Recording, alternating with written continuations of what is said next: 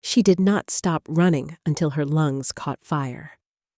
The gates of Valdoria's capital rose before her in the gray morning light, iron and obsidian and ancient stone, and the guards at the post had their hands on their swords before she even reached the arch. She was filthy. She was bleeding from her left palm where she had caught herself on the road gravel 3 miles back. Her cloak was torn at the shoulder, the hem black with 2 days of mud, and she had exactly 1 copper coin and a healer's satchel to her name. Behind her, the village of Ashford was burning. She had not looked back. Looking back would have made it real. And if it was real, she would stop running. And if she stopped running, Lord Vanthorne's men would have her. So she ran. The largest of the gate guards stepped into her path with his arm extended. "Halt! State your name and your business in the capital." She pulled up short, chest heaving, and looked him directly in the eyes. "My name is Marin of Ashford. My business is staying alive, and your arm is in my way." He did not move. His partner had come around to flank her, and she could hear the low thrum of wolf instinct in both their postures. Ready, assessing, not yet hostile, but not far from it. She was a woman alone at a gate she had no papers to enter. She smelled like smoke and fear, and 3 days without sleep. She was not supposed to be here. But then the third figure moved. He was old, ancient truly, in the way that only wolves who had lived through wars could look ancient. Silver-haired, bent slightly forward at the shoulder. He wore the deep copper sash of a gate elder, the ceremonial title that meant nothing in peacetime and everything in moments exactly like this one. He had been sitting on a low stone bench to the left of the arch, so still she had not even registered him as a person. He rose now, slowly, and he walked toward her with his eyes fixed on her face in a way that made her breath catch for an entirely different reason. He stopped 2 feet away. His nostrils flared once, and his ancient eyes went wide. He reached out and took her wrist, gently, the way you handle something fragile. And he drew her toward him, and he whispered 4 words that would shatter her entire life and remake it in the same breath. "Child, he has been looking for you his entire life." This is the story of Marin of Ashford, a healer's apprentice with no house, no title, and no reason to believe the universe owed her anything at all. But the part that changed everything was not the gate. It was not even the elder's whisper. It was what happened 40 minutes later, when she was dragged, still bleeding, still furious, into the throne room of the Alpha King of Valdoria, and looked into eyes the color of molten gold and felt the entire world fall completely silent. Because he had been looking for her his entire life, and she had spent her entire life running from something she did not have a name for. Today, she finally understood what it was. Stay with this story. Because what comes next, what she does when he asks her to stay, and what he does when she says no, changes everything you think you know about what it means to be found. The elder's name was Kalen. He did not explain how he knew. He did not try to. He simply held her wrist until her breathing steadied, and then he said very quietly to the guards, "Lower your hands. She is expected." "She is not on the entry list," the larger guard said. "She would not be." Kalen kept his eyes on Marin's face. "Some things the moon goddess does not send invitations for." Marin pulled her wrist back. She was not the kind of woman who let strangers hold her wrist. She was not, truthfully, the kind of woman who let anyone hold anything of hers without her explicit consent. a habit she had developed young and kept sharp ever since. "I appreciate the dramatic greeting," she said, and was proud that her voice came out steady. "But I need water, a bandage, and information on whether Lord Vanthorne's men are permitted inside the capital walls." "They are not," Kaelin said. "Good." She pressed her bleeding palm against the front of her cloak. "Then I need 2 of those 3 things." He smiled. It was a smile that suggested he had been waiting a very long time for exactly this conversation, which she found deeply unsettling. "Come with me," he said. "I'll explain what I can before they bring you before the king." "I'm not going before any king." "You will," he said simply. "Not because you have no choice. You always have a choice. But because by the time I have finished explaining, you will understand why you want to." She wanted to argue.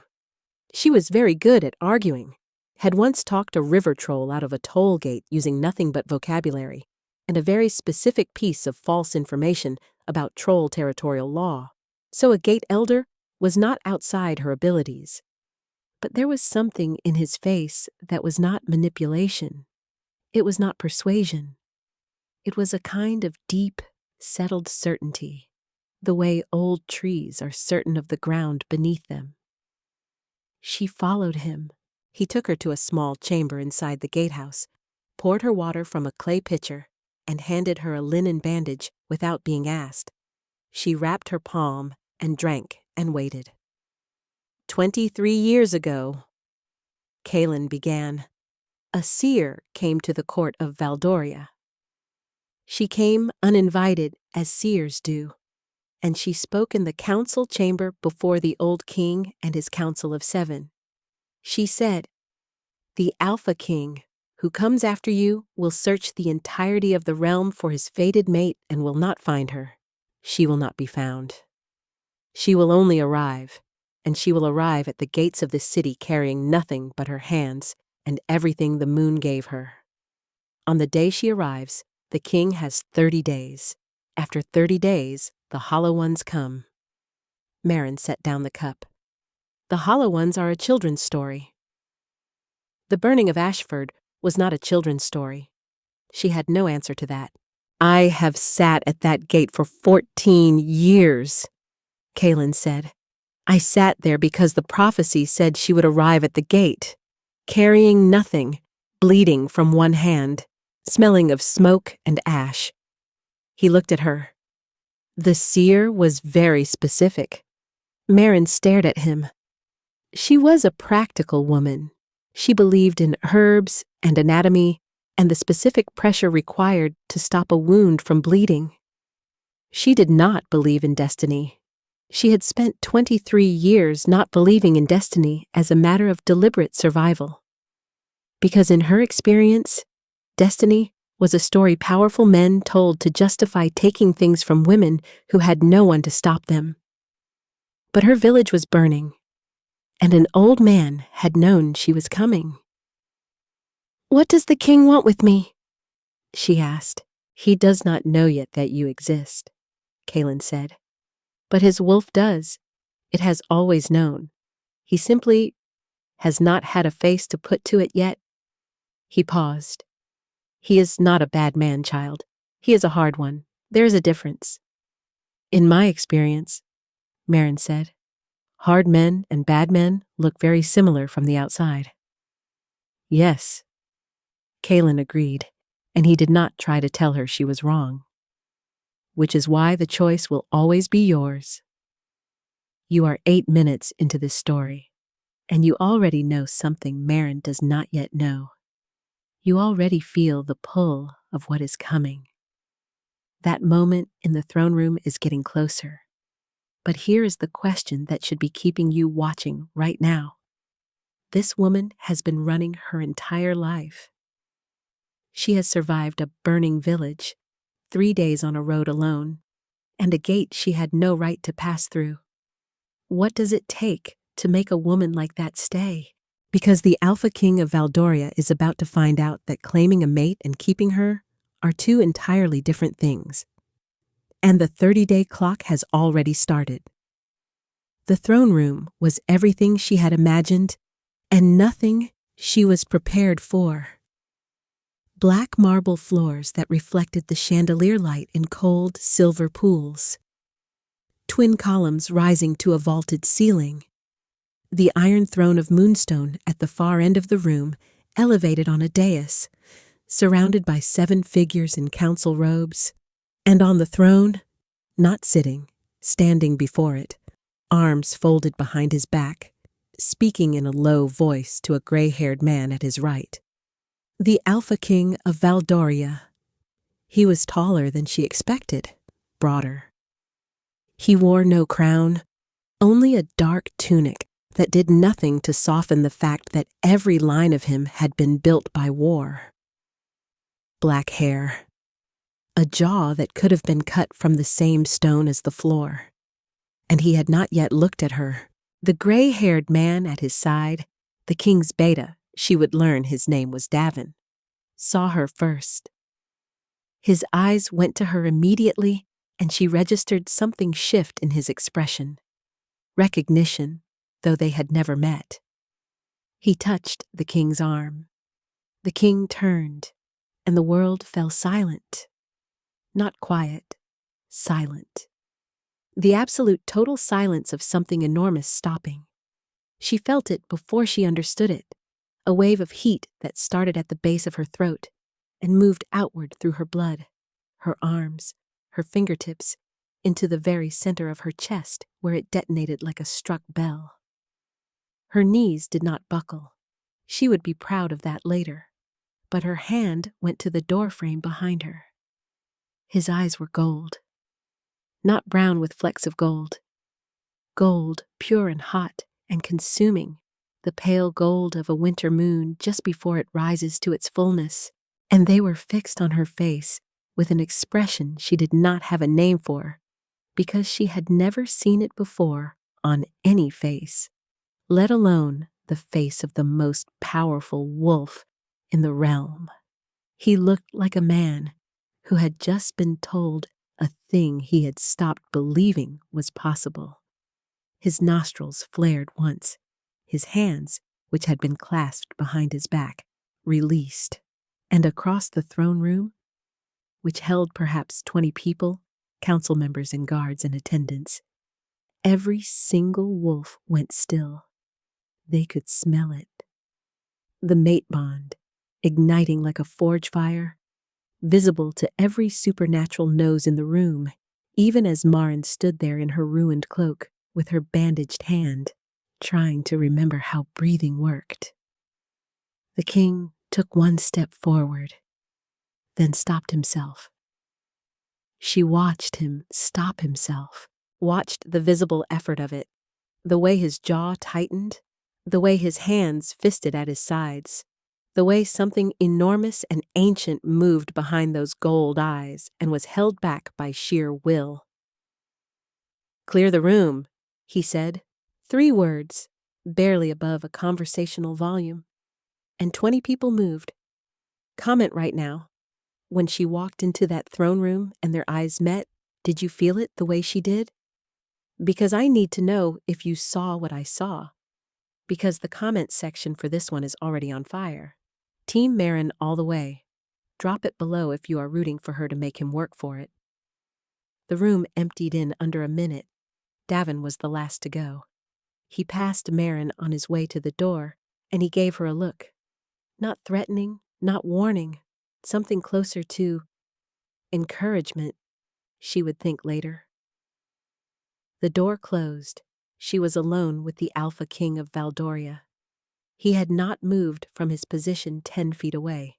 He was watching her the way predators watch things they do not want to frighten. Very carefully, very still. She recognized the effort. She did not find it reassuring. "You're bleeding," he said. "It's been handled," she said. "Your cloak is torn." "I'm aware of the state of my cloak." Something moved through his expression. Not quite amusement. Something earlier than amusement, the precursor to it. The moment just before a hard man remembers that smiling is a thing. "You're not afraid of me," he said. "I have been awake for 3 days, and my village is burning," she said. "I am operating below capacity for fear." He looked at her for a long moment. Then he walked to the side table near the window and poured 2 cups from the silver pitcher and carried them both to where she stood. He held one out. She took it, because she was thirsty and she was not going to refuse water to make a point. "Marin of Ashford," he said, "you were briefed quickly." "Kalen sent word ahead." He did not drink from his own cup. He simply held it, and she had the impression the cup was something for his hands to do, so they would not do the other thing they wanted to do. "You know what's happening between us." "An elder told me a prophecy," she said. "That's not the same as knowing." "Can you feel it?" She wanted to lie. She was an excellent liar. Had needed to be, growing up in a household where the truth was the most dangerous thing you could offer. But he was watching her with those gold eyes and the thread between them, the thing she had no name for, the thing that had been humming in her chest since he turned and looked at her, was impossible to pretend was not there. "Something," she said, which was technically true and told him nothing. "Something," he repeated, and she thought she heard somewhere under the flatness of his voice the ghost of something wry. "I'm not staying," she said. The gold eyes met hers.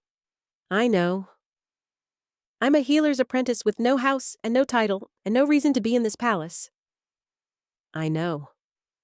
And whatever that prophecy says, you are free to leave," he said, and the flatness was gone from his voice entirely. "Whenever you choose, the gates will open. I will not send anyone after you. You have my word." She stared at him. She had not expected that. She had been preparing the rest of the argument, had already built the next 4 points, and he had simply conceded the entire field before she reached it. It was disorienting. She did not trust disorienting. "But," she said, because there was always a but. "No but," he said. "You can leave. The only thing I will ask is that you let me tell you what is coming.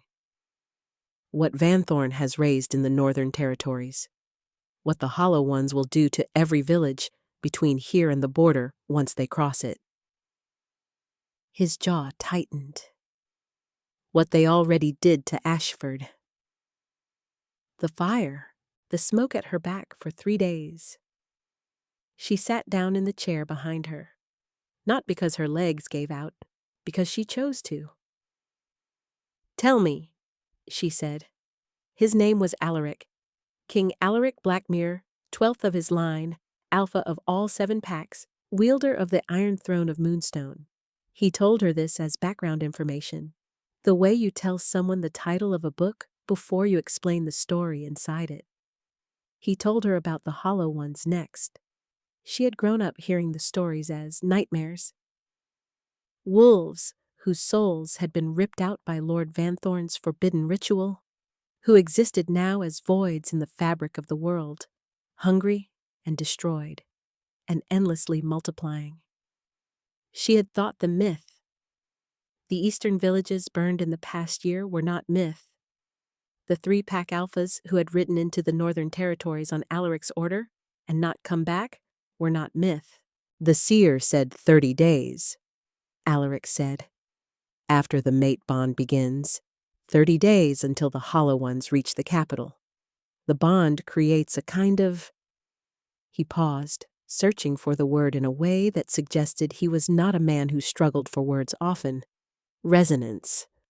A frequency that Vanthorn cannot counter. It disrupts whatever holds his Hollow Ones together, but the bond has to be complete." "Complete," she said. He held her gaze. "Yes." She stood up. She walked to the window and looked out at the palace gardens below. Moonflowers just beginning to close against the morning light, an ancient oak at the center spreading branches wide enough to shade a dozen people. She pressed her bandaged hand flat against the glass and felt the cold of it, and thought very clearly and deliberately about all the reasons this was not going to happen. She had no standing.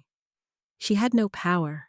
She had a satchel of healer's herbs, and a ruined cloak, and 3 copper coins, now that she had found the other 2 in her pocket. She was nobody. She had always been nobody.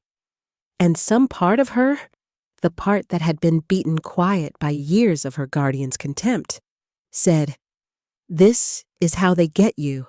They make you feel chosen. Then they show you what chosen costs." "I don't even know you," she said to the window. "No," he agreed. He was still across the room. He had not moved toward her, she realized, since the moment she had taken the cup. He was keeping distance. Deliberate, effortful distance. "You don't. The world is asking me to trust my life to a stranger because of a bond I didn't ask for." "Yes." She turned. "And you find that reasonable?" "No," he said, and he said it with such directness, such complete and simple honesty, that she blinked. "I find it cruel that the moon goddess sends a mate to a man like me, someone who has spent 30 years learning to be a weapon, and sends her a man like me. I find it," he exhaled slowly, "unfair to you." She looked at him across the throne room. She looked at his hands fisted at his sides. She looked at the tension in the line of his shoulders, and she thought, this is a man holding something enormous in check. Not his temper, not his wolf. Something older, something that looked, from across the room, like grief. "You've been alone a long time?" she said. He did not answer, which was its own answer. Davin found her in the corridor 2 hours later, outside the chamber they had given her.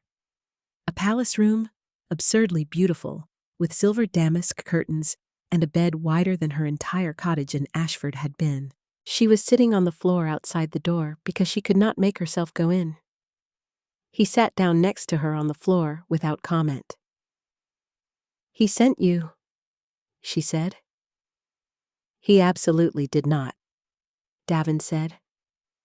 "He is currently in the council chamber being shouted at by Lord Vanthorne's representative, who arrived this morning and is demanding your immediate removal from the palace on the grounds that a houseless commoner has no standing to be the king's mate." He paused. "Alaric has said nothing in response for the last 40 minutes, which is either very good or very bad, depending on your perspective." "It's very bad," Marin said. "Silence from powerful men is never good. In this case, I think it is more that he is choosing his words very carefully," Davin said. "He tends to do that when what his wolf wants to say would start a war." She looked sideways at him. "You've been his beta a long time." 20 years. There was warmth in it, a loyalty so settled it had become architecture. "He is a hard man," Davin said. "Kaelin told me he told you that, but I want to add something Kaelin likely did not. Alaric has never once, in 20 years, broken a promise. Not a small one, not a large one. He told a dying pack alpha that his family would be provided for. They have been every month for 11 years. He looked at her steadily. He told you that you could leave." "He did." "Then you can," Davin said. "I know it does not feel that way. The palace is large, and the guards are everywhere, and you have no coin and nowhere to go. But if you tell me you want to leave, I will personally escort you to the gate with a horse, provisions, and a letter of safe conduct that will get you past every border post in Valdoria." He held her gaze. "That is not a test. That is not a trick. It is what he asked me to offer you, because he does not want you to stay for any reason except that you choose to." She put her face in her hands. "This is too much," she said. "I arrived 4 hours ago." "I know. My village burned down." "I know. I'm sorry. And now someone is telling me the fate of the realm depends on whether I trust a man I met this morning." "That is an accurate summary of the situation, yes." He was quiet for a moment. "Would it help at all to know that he is in exactly as much shock as you are?" He knew the prophecy. He has searched for 14 years. But knowing something is coming, and having it walk through your door bleeding, and telling your guards their arms are in the way. Davin smiled slightly.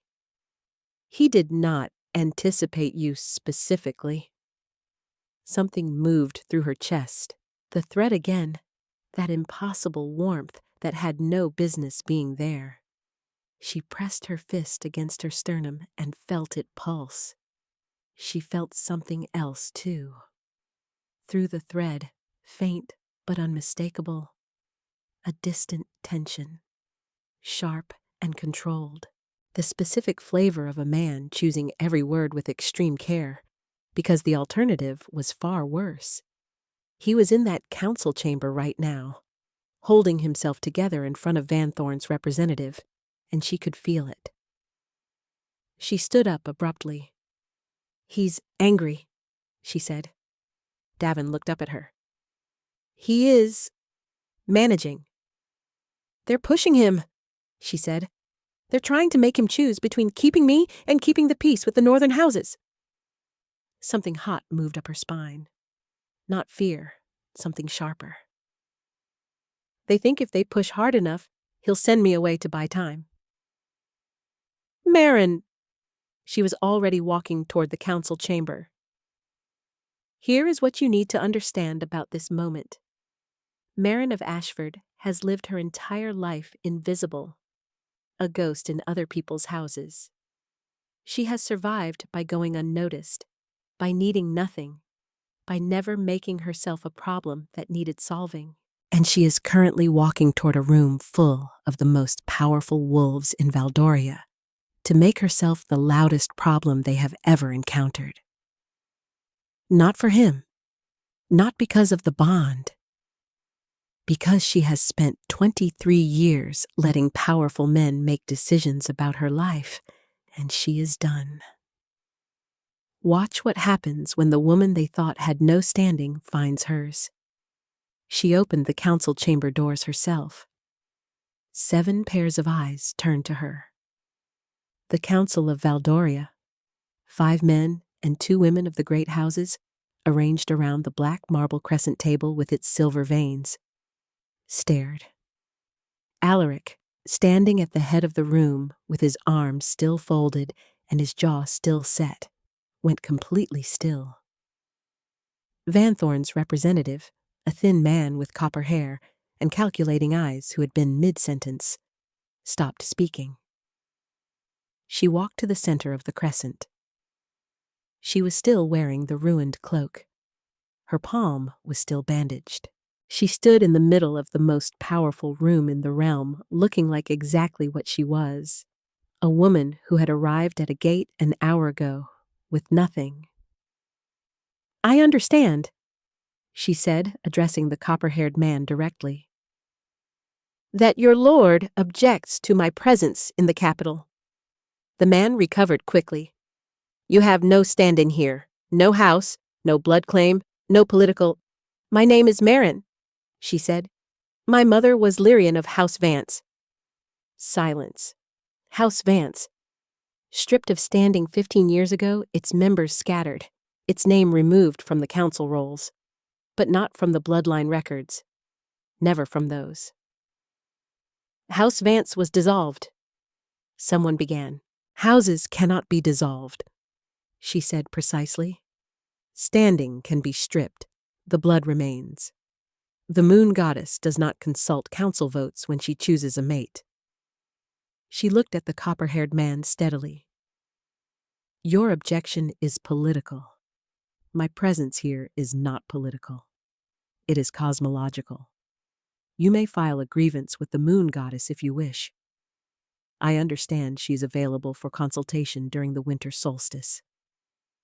Dead silence, and then, from the head of the room, a sound she would remember for the rest of her life. Low, barely audible, gone almost as fast as it came. Alaric Blackmere was laughing, not the performative laugh of a king amused by a courtier. A real one, a brief and helpless thing that broke through his control for exactly 3 seconds before he locked it back down. But she had felt it through the thread before she heard it. A burst of startled warmth, bright and sudden as a struck match. His gold eyes met hers across the council table. High Elder," he said, and his voice carried that same absolute quiet authority. "The question of Lady Marin's standing will be referred to the Bloodline Records Office and resolved within the week. The current session is concluded." She did not sleep that first night. She lay in the enormous silver-draped bed and stared at the canopy and catalogued every possible way this could destroy her. She was very thorough. She was methodical about her own despair. But somewhere around the 3rd hour, the thread tugged. Not urgently, just present. A warmth, faint and steady, like a lamp in a window seen from a distance. She closed her eyes and followed it the way you follow a sound in a dark room. Carefully, without expectation. She found him, not physically. She was still in her bed. He was across the palace somewhere. But in the way that certain bonds work before either party is ready to understand them, she felt him as a shape, a kind of emotional topography. Contained, watchful, tired in a way that went deeper than sleep could fix. He was awake too. She did not know what made her do it. She would not be able to explain it later. But she found the thread, and she pressed something warmth-shaped down it. Not a word, not a message, just, "I'm here. I know you're there." The response came back in under a second, something that felt exactly like relief. Days passed. She healed people. That was how she made sense of the palace, by making herself useful in the way she knew how. The royal healer, a dignified woman named Petra, with deep blue robes and 20 years of formal training, accepted her help with visible skepticism that shifted by the 3rd day to something closer to respect. Marin could identify 17 types of wolfsbane and their derivatives by scent alone. She could knit a bone-deep wound closed faster than anyone Petra had trained. And she was unfailingly patient with patients who were not patient with her. Alaric found her there on the 5th day. He came without announcement. She would learn this was his habit, that he moved through the palace without fanfare or protocol, that the guards adjusted to wherever he was rather than the other way around. He stood in the healer's doorway and watched her rebandage the wrist of a young palace guard who had managed to put it through a window in a training accident, and she did not look up until she had finished and the guard had been sent away. "You came," she said. "I was told you were here." He stepped inside. The room was quiet, blue-robed, cool and precise in the way healers' spaces always were. He looked slightly out of place in it. Too large, too dark, too inherently weaponized for a room dedicated to putting things back together. "How is the hand?" "Healed." She showed him, the palm clean now, a faint pink scar line she would carry for maybe another week before that too was gone. "Wolf blood helps." "Marin's blood," he said, and the way he said it, the small, specific weight he put on her name, made her look up. He was watching her with those gold eyes, and she felt, through the thread, something careful and deliberate. He was choosing to let her see it, the thing he would normally lock behind all that stone. "You used the bloodline claim," he said. "House Vance." It was accurate. You could have told me. I didn't know if I was staying, she said. And now? She looked at him for a long moment. She thought about the village burning. She thought about Kalen's face at the gate, that ancient, settled certainty. She thought about 3 seconds of helpless laughter in a council chamber from a man who had apparently forgotten how to do it. I don't know what staying means yet, she said honestly. I know I don't want to leave. He exhaled slowly. That's enough, he said. For now. That's enough. The attack came on the 9th day. Not the hollow ones. Not yet. Van Thorn was cleverer than that. He sent 3 of them through the eastern servants' entrance in the body of wolves who had been part of the palace guard for years. Wolves whose souls had been hollowed slowly enough that no one noticed until they were already inside. Marin noticed. She had been walking the servant corridors. She still preferred them. The hidden passages behind the grandeur, the spaces where she felt like herself. When she passed one of the affected guards and felt it.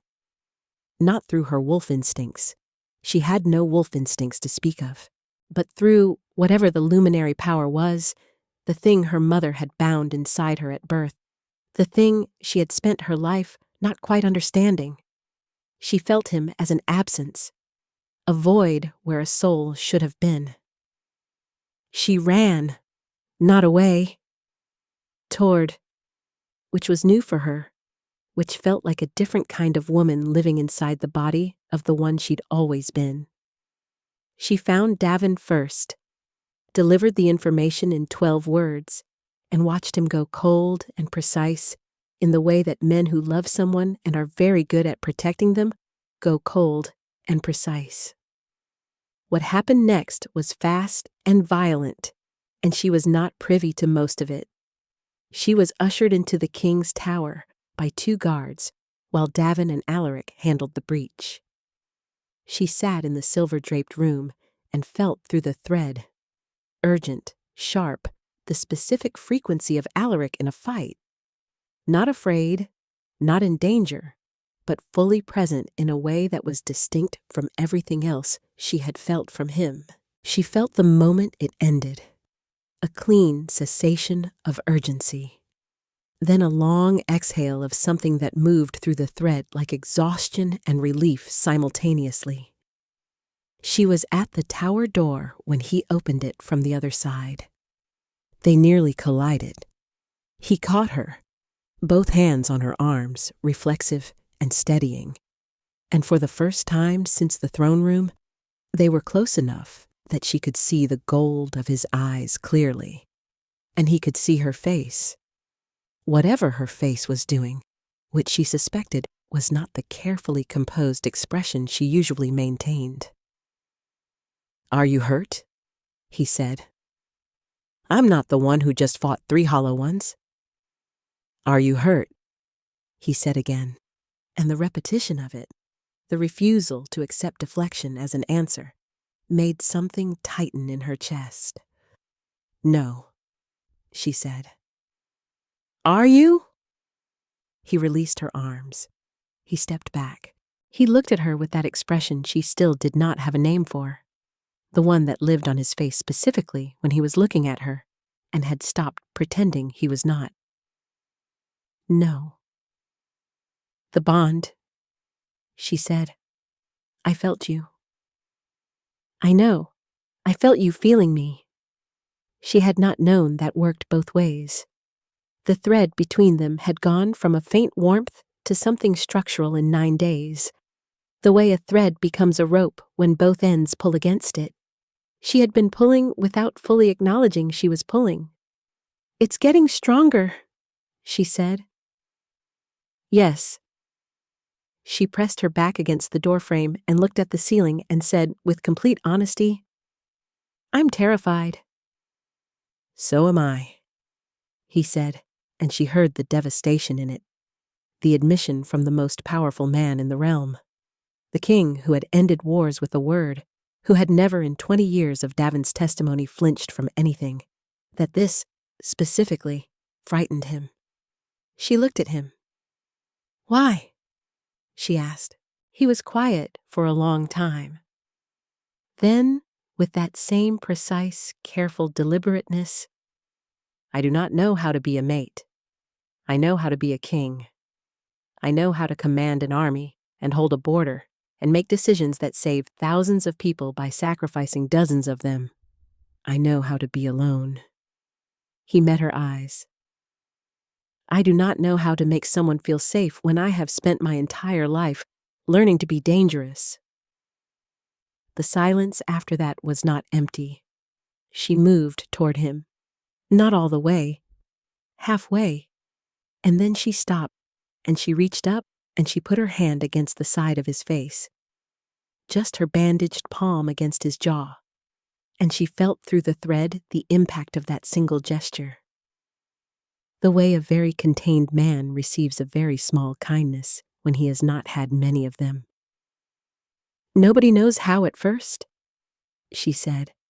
"You learn." The hollow ones came on the 28th day.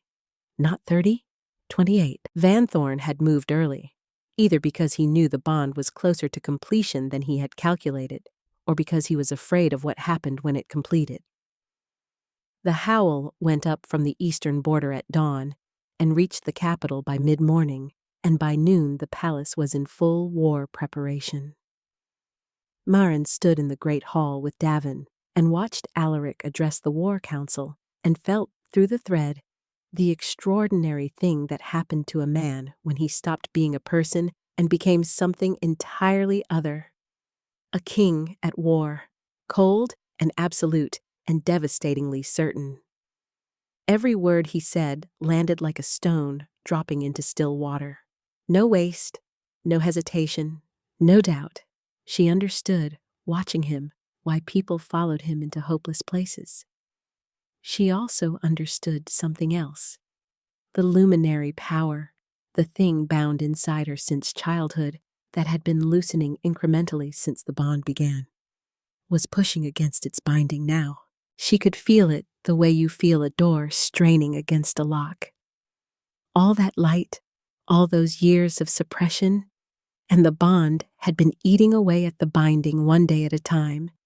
And now, on day 28, with the hollow ones 2 hours from the capital and Alaric's eyes gold and blazing across the hall, she felt the binding crack.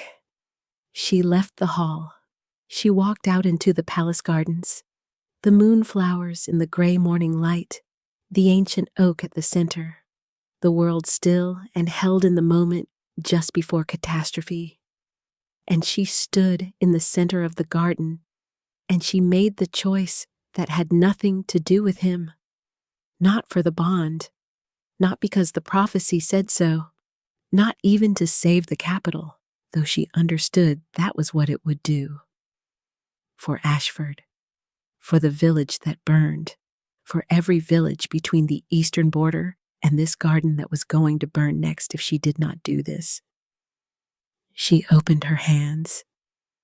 The light came up like a second dawn, silver white, pure, so bright it cast shadows from the palace walls in the middle of the morning. It rose from her palms and spread upward, a pillar of moonlight in daylight hours, and she felt through every sense the hollow ones at the edges of the city, hitting it and, not dying, not destroyed, but released. Set free, every void finding the light that could fill it and disintegrating into something clean. She heard the howl go up from the eastern watch. Not the howl of warning. The howl of wolves who have just witnessed something they have no category for.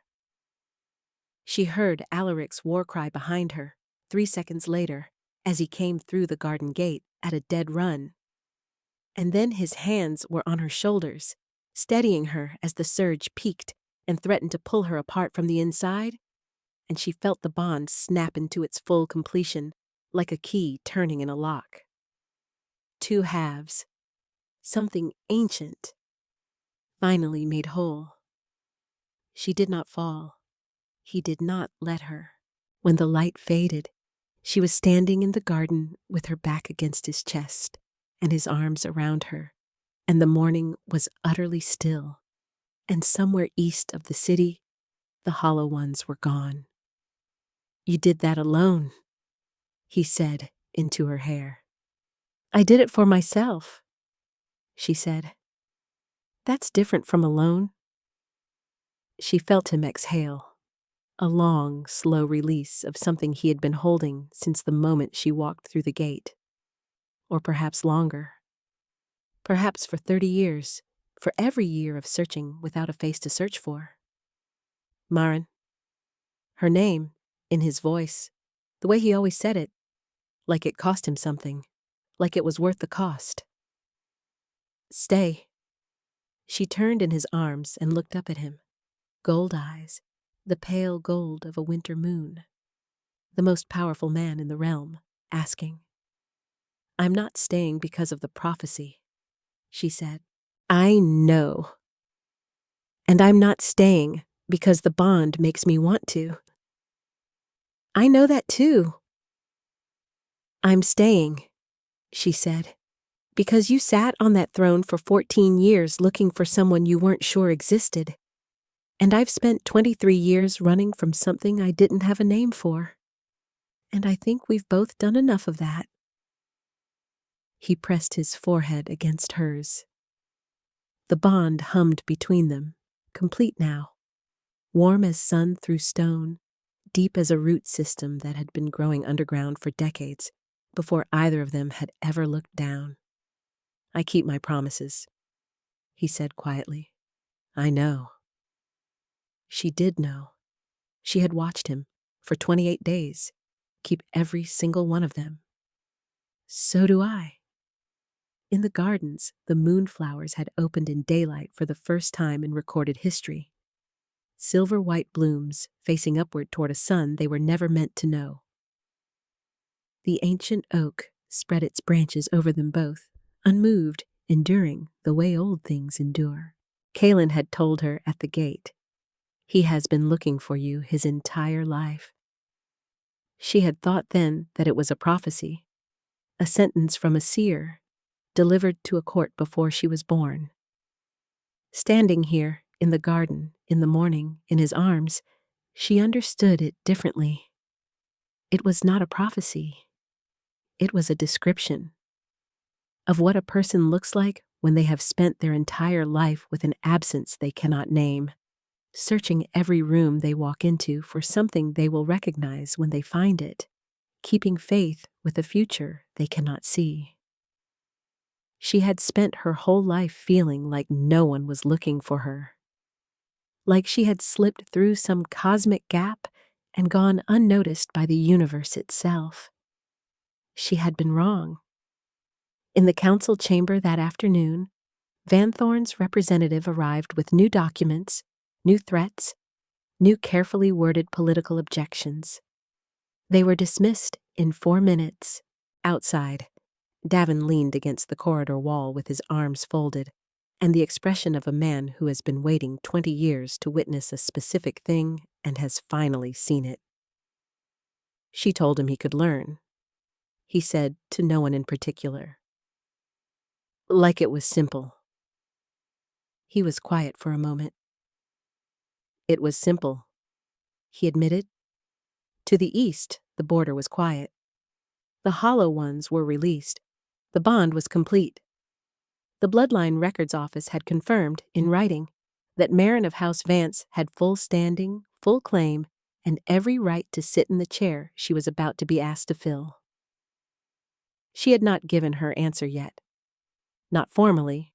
She would, tomorrow, in the council chamber, in front of the 7 houses, in language that would be recorded in the Royal Archive.